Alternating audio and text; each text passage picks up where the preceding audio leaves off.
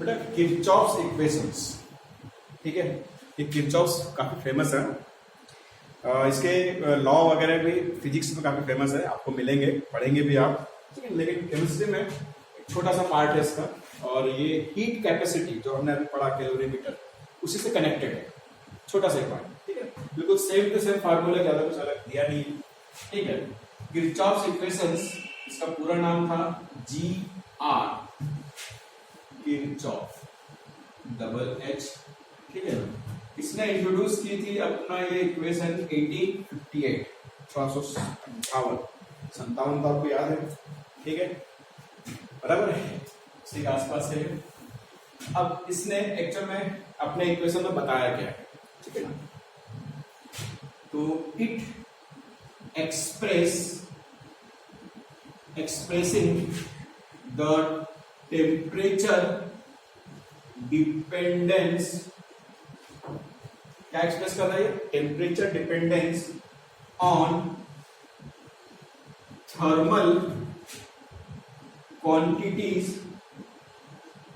Thermal quantities का मतलब होता है CP and C, it expressing the temperature dependence on thermal quantities of chemical reaction through, इसके through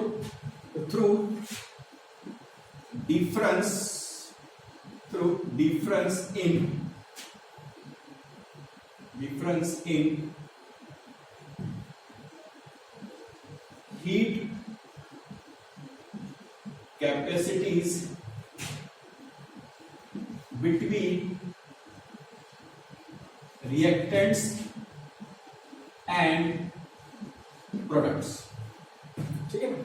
इसमें इस इक्वेशन का पूरा सारा है, expressing the temperature dependence on thermal quantities, मतलब थर्मल क्वांटिटी मतलब CP एंड CV, ये दोनों का टेम्परेचर से क्या रिलेशन है, ठीक है। ये आपको इस किरचॉफ इक्वेशंस में देखने मिलेगा, ठीक है। और ये समझाने के लिए उसने सपोर्ट किसका लिया बेटा, heat capacity of reactants and products, ठीक है। तो देखते हैं इसके फार्मूलेस कैसे हैं, ठीक है।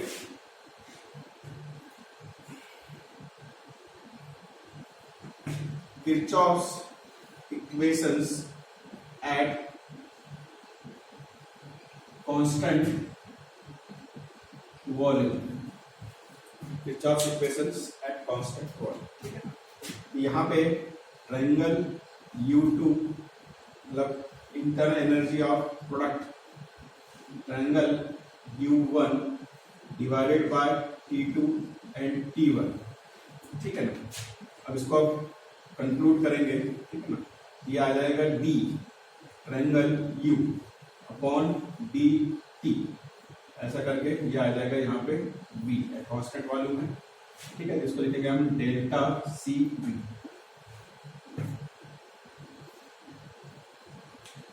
ठीक है। इस तरह से इसको लिखेंगे, बराबर है। इंटर एनर्जी के टर्म में आपको मालूम है कांस्टेंट वॉल्यूम, तो हम Q के जगह पर U का इस्तेमाल करते हैं, ठीक है।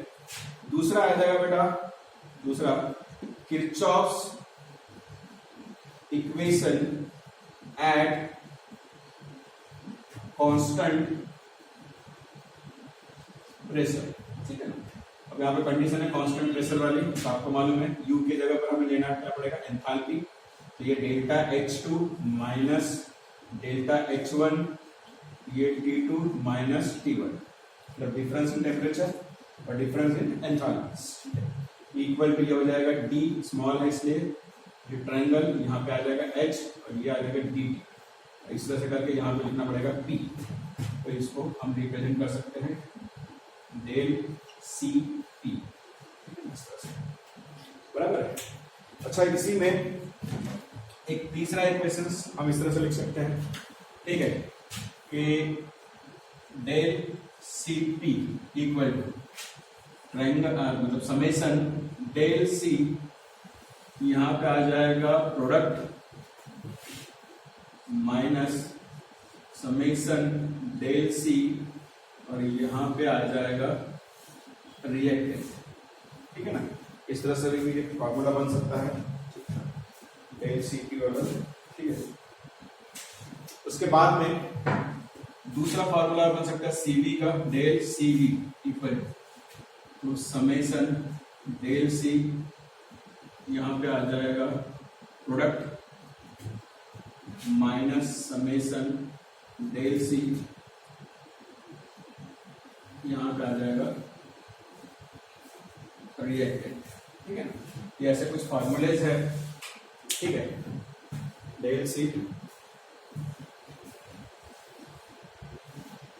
ठीक है, और इसको स्पेसिफिक मेंशन करने के लिए यहाँ पे डेल सीपी है, तो यहाँ पे इसको भी सीपी कर दीजिए, इसको भी सीपी कर दीजिए, यहाँ पे इसको सीवी कर दीजिए, और यहाँ पे इसको भी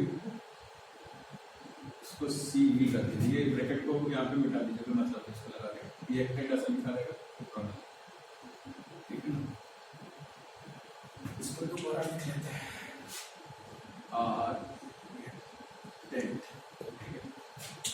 और यहाँ का भी ब्रैकेट मिटा दीजिए, इसको ब्रैकेट मिटा दीजिए। ठीक है, मतलब क्या हो जाएगा, triangle CP equal to summation CP product का, समेशन सीपी रिएक्टेंट का, और डेल्टा सीवी का फॉर्मूला क्या बन जाएगा, समेशन सीवी प्रोडक्ट का माइनस समेशन सीपी रिएक्टेंट का। ठीक है, इस तरह से ये फॉर्मूले यहाँ पे कंप्लीट होते हैं बेटा किरचॉफ्स इक्वेशंस के। ठीक है, तो ध्यान में रखिएगा, बहुत इजी है किसी भी इसके लिए। ठीक है,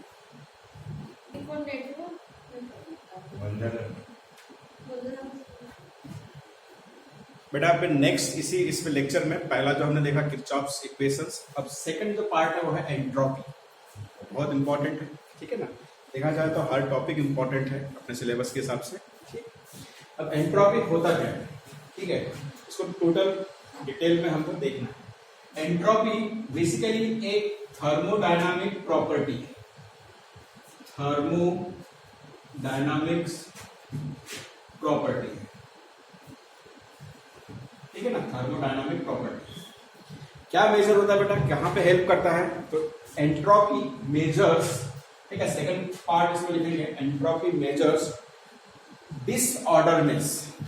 ठीक है ना, या फिर इसको हम रैंडमनेस भी बोल सकते हैं। ठीक है ना, तो इट measures the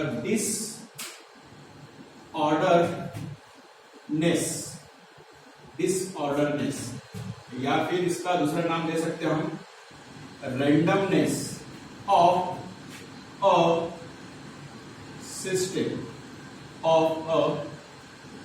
system, ठीक है ना, क्या मेजर कर रहा है बेटा, ये डिसऑर्डरनेस या फिर रैंडमनेस।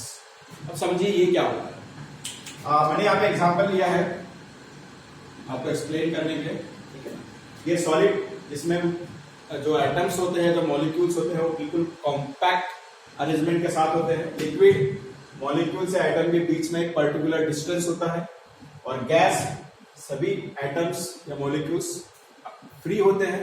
ठीक है ना, रैंडमली कहीं पे भी मूव कर सकते हैं इजीली। ठीक है, तो सॉलिड से लिक्विड मतलब ये फ्यूजन प्रोसेस, लिक्विड से वेपराइजेशन मतलब, अच्छा लिक्विड से गैस मतलब वेपराइजेशन प्रोसेस। ठीक है ना, इसमें अगर हम सॉलिड से गैस की तरफ ट्रेवल करें, ठीक है ना, तो आपको मालूम है मॉलिक्यूल का रैंडमनेस बढ़ रहा है, मतलब जो अरेंजमेंट है, यहाँ पे सिस्टमेटिक अरेंजमेंट है, यहाँ पे सिस्टमेटिक अरेंजमेंट नहीं है, मतलब यहाँ पे क्या बढ़ रहा है बेटा, रैंडमनेस क्या हो रहा है, इंक्रीज हो रहा है इस डायरेक्शन। ठीक है ना, इस डायरेक्शन में रैंडमनेस क्या हो रहा है, इंक्रीज हो रहा है। ठीक है ना, और अगर हम बात करें, ठीक है ना, ऑर्डरनेस, ठीक है ना, तो ऑर्डरनेस इस डायरेक्शन में इंक्रीज हो रहा है। मतलब अगर हम ऐसा मूव करेंगे तो हमें क्या मिलेगा, सिस्टमेटिक अरेंजमेंट, अगर हम ऐसा मूव करेंगे तो हमें क्या मिलेगा, रैंडमनेस। बस इसी को मेजर करने के लिए जिस थर्मोडायनामिक प्रॉपर्टी को हम यूज करते हैं उसे कहा जाता है एंट्रोपी। ठीक है, एंट्रोपी का सिंबल है बेटा एस, एंट्रोपी का सिंबल क्या है, एस। ठीक है, चलो आगे बढ़ते हैं। ठीक है, इसमें रैंडमनेस अगर ज्यादा है तो समझ लेना एंट्रोपी ज्यादा रहेगी। ठीक है, उसके बाद में इसमें रेंडमनेस अगर कम है तो एंट्रोपी भी कम रहेगी।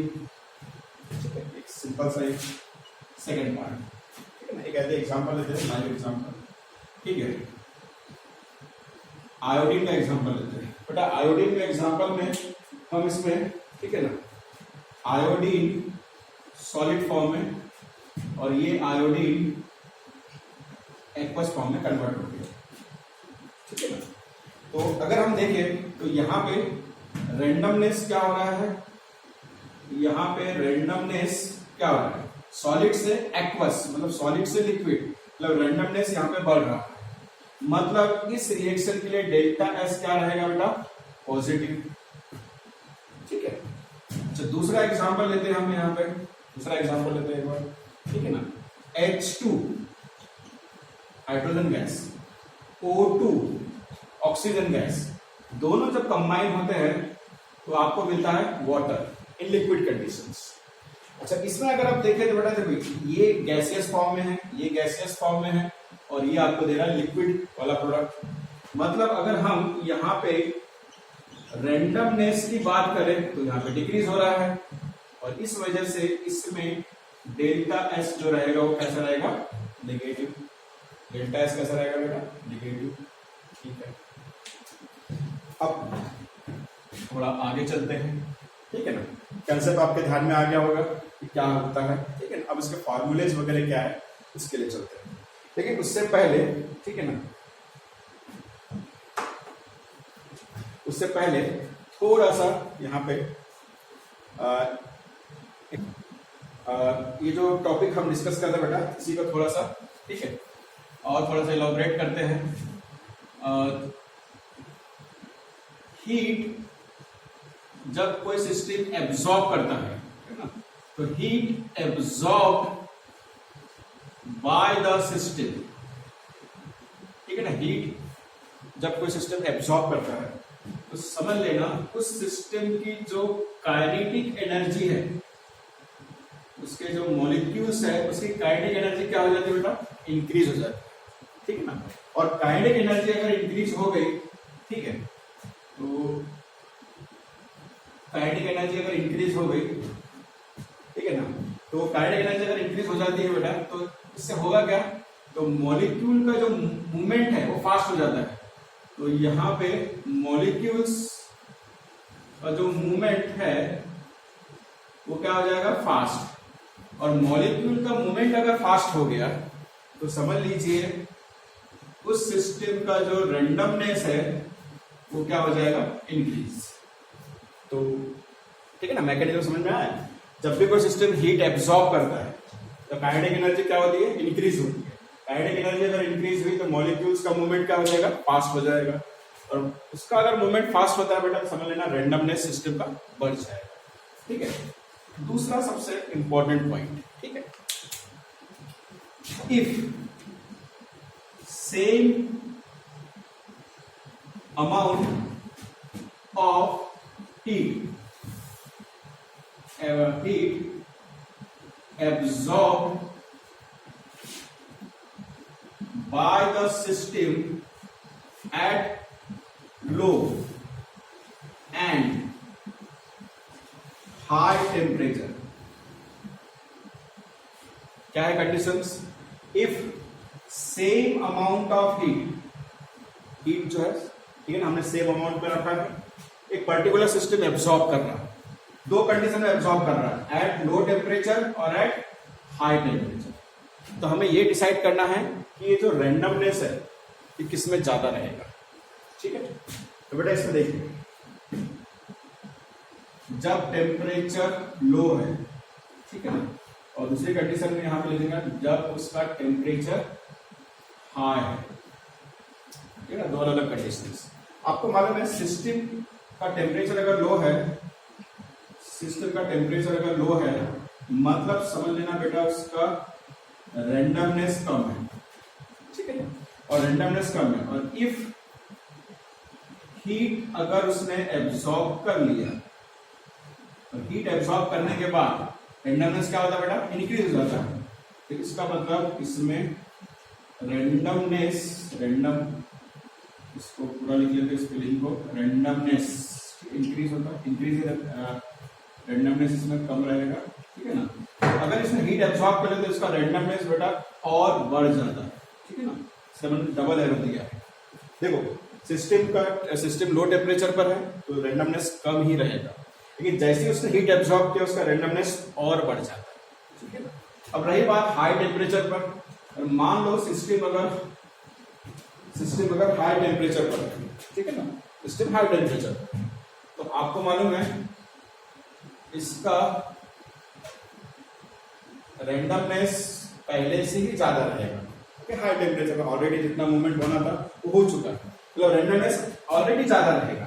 और ज्यादा होना कि इस कंडीशन में अगर वो हीट एब्सॉर्ब करता है, हीट अगर वो एब्सॉर्ब करता है, उस कंडीशन में रेंडमनेस में क्या आएगा, स्लाइट चेंज आएगा, मतलब बहुत ज्यादा सिग्निफिकेंट चेंज नहीं रहेगा, ठीक है ना। और इसी बात को ध्यान में रख के हम यहां लिख सकते हैं therefore at low temperature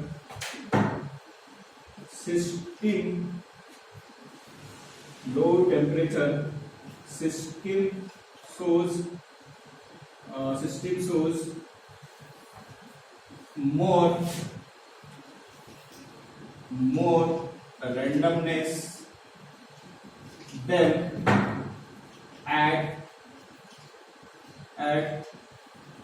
high temperatures, ठीक है ना। लॉजिक समझिए, थोड़ा सा थ्योरेटिकल भी क्वेश्चंस रहते हैं, असर्शन एंड रीजनिंग वाले, तो आपको ये लॉजिक लगाना आना चाहिए।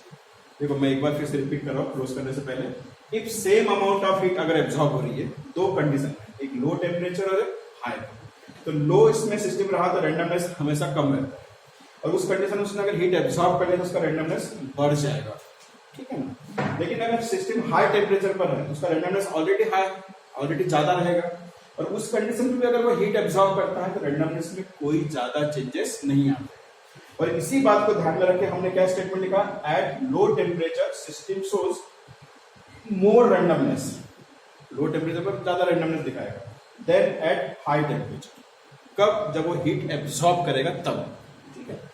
तो इस बात को, ठीक है, अब आगे चलते हैं बेटा। अब इसके फार्मूले, ठीक है ना, किस तरह से उसको हम रिप्रेजेंट करेंगे फार्मूले को, ठीक है। तो इसमें सबसे एंट्रोपी का सबसे पहले बेसिक फार्मूला, एकदम बेसिक, ठीक है। तो चेंज इन एंट्रोपी मतलब delta S equal to Q upon T, मतलब heat absorb upon temperature at particular temperature. अच्छा, ये जो क्यू जो है इसमें कंडीशन दी है रिवर्सिबल, ठीक है ना, और आइसोथर्मल, रिवर्सिबल एंड आइसोथर्मल, ठीक है ना, ये कंडीशन इसमें दी, रिवर्सिबल एंड आइसोथर्मल, ठीक है। उसके बाद में अब इसमें बेटा ये जो Q है इसको जूल में और टेम्परेचर को हम केल्विन में कन्वर्ट करते हैं, तो डेल्टा एस का यूनिट क्या बन जाएगा, अगर हम इसके यूनिट की बात करें तो इसका हो जाएगा जूल पर केल्विन, ठीक है। उसके बाद में like internal energy and enthalpy, ठीक है ना, internal energy and enthalpy, entropy is also state functions, ठीक है ना। हमने देखा था इसके पहले भी इंटरनल एनर्जी भी स्टेट फंक्शन है, एंथैल्पी भी स्टेट फंक्शन है। जिस तरह से इंटरनल एनर्जी और एंथैल्पी स्टेट फंक्शन है, उस तरह से एंट्रोपी भी क्या है, स्टेट फंक्शन। ये भी पॉइंट आप ध्यान में रखिए। दूसरा पॉइंट डेल्टा एस मतलब चेंज इन एंट्रोपी निकालना है, तो फार्मूला बनता है S2 माइनस S1। S2 मतलब एंट्रोपी ऑफ प्रोडक्ट और ये S1 मतलब एंट्रोपी ऑफ रिएक्टेंट, ठीक है। अब इसको दूसरे फॉर्मेट में लिखना है, अब ऐसा लिख सकते हैं समेशन S, ठीक है ना, डेल्टा S ये आ जाएगा product minus summation delta S, फिर यहां पे आ जाएगा रिएक्टेंट। इस फॉर्मेट में भी आप लिख सकते हैं। चलो इसके बाद में next topic entropies for phase transition. तो आपको मालूम है फेज ट्रांजिशन मतलब क्या होता है, सॉलिड से लिक्विड और लिक्विड से गैस और सॉलिड से डायरेक्ट गैस। मतलब इसमें क्या क्या आ जाएगा, फ्यूजन, उसके बाद में वेपराइजेशन, उसके बाद में सब्लिमेशन। ठीक है ना, और भी दो है लेकिन वो दो उसका है, ठीक है ना, तीन ही इसमें हम देखेंगे पार्ट। तो पहला देखेंगे बेटा entropy of fusion. Entropy of fusion formula क्या बनेगा, तो देखो डेल्टा एस यहाँ पे फ्यूज और यहाँ पे आ जाएगा डेल्टा एच, यहाँ पे आ जाएगा फ्यूजन अपॉन टेम्परेचर और एक एम। ठीक है ना, तो इसमें डेल्टा एस फ्यूजन का मतलब होता है entropy for fusion, delta H fusion का मतलब होता है ठीक है ना, ये एंट्रोपी और ये एंथैल्पी। एंथैल्पी फॉर फ्यूजन और टीएम का मतलब होता है मेल्टिंग टेम्परेचर, क्योंकि आपको मालूम फ्यूजन मतलब सॉलिड से लिक्विड। ठीक है ना, इस तरह से इसका फॉर्मूला ध्यान में रखिएगा। ठीक है, अच्छा इसमें डेफिनेशन वाला पार्ट अगर देखें, ठीक है ना, तो डेफिनेशन वाला पार्ट जो है इसमें, ठीक है, तो उसको बाद में लिखते हैं, पहले एक और लिख लेते हैं इसमें सेकंड वाला पार्ट, तो दोनों तीनों की डेफिनेशन साथ में बताता हूँ आपको। ठीक है, तो इसमें फिर लेंगे हैं यहाँ पे एंट्रोपी ऑफ वेपराइजेशन। वेपराइजेशन, ठीक है, तो एंट्रोपी ऑफ वेपराइजेशन। ठीक है, इसका फार्मूला बनेगा बेटा delta S B A P vap, फिर इधर आ जाएगा डेल्टा एच, ये आ जाएगा वेप और यहाँ पे आ जाएगा टी बी। अब यहाँ पे बेटा वेपराइज करना है लिक्विड को गैस में, तो यहाँ पे बॉइलिंग पॉइंट आएगा। ठीक है, डेफिनेशन इसका पार्ट साथ में लिखेंगे। और यहाँ पे तीसरा एंथैल्पी रहेगा, एंथैल्पी एंथैल्पी हम एंट्रोपी पढ़ रहे हैं, तो यहाँ पे entropy of sublimation, entropy of sublimation. ठीक है ना, सब्लिमेशन। तो इसमें डेल्टा एस यहाँ पे सब, यहाँ पे आ जाएगा डेल्टा एच, यहाँ पे सब सब्लिमेशन वाला, और यहाँ पे सिर्फ टी लिख लेगा। ठीक है ना, क्योंकि बेटा सब्लिमेशन में सॉलिड से डायरेक्ट गैस में जाता है, तो ना उसको हम मेल्टिंग पॉइंट बोल सकते हैं ना उसको बॉइलिंग पॉइंट बोल सकते हैं, इसलिए उसको टी लिख लेंगे। अब हम तीनों की डेफिनेशन एक साथ लिखते हैं। ठीक है ना, बहुत सिंपल डेफिनेशन है इसको। ठीक है,